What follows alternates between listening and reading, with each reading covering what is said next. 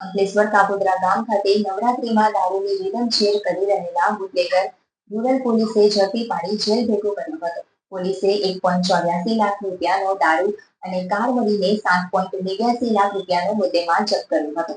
પોલીસે કુખ્યાત સંજય ભીલની ધરપકડ કરી જ્યારે અન્ય 3 ઇસમોને વોન્ટેડ જાહેર કર્યા હતા.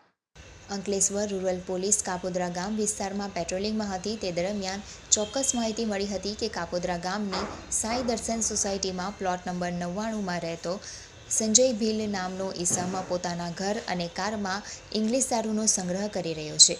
જે માહિતીના આધારે દરોડા પાડીને સંજય ભીલના મકાન અને કારમાંથી 1.84 લાખ રૂપિયાનો ઇંગ્લિશ દારૂનો જથ્થો મળી આવ્યો હતો.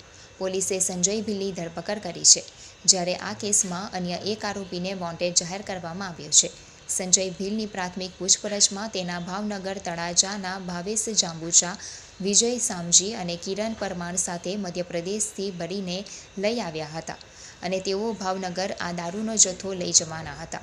જે આધારે પોલીસે ભાવનગર તળાજાના ભાવેશ જાંબુચા, વિજય સામજી અને કિરણ પરમારને વોન્ટેડ જાહેર કર્યા હતા.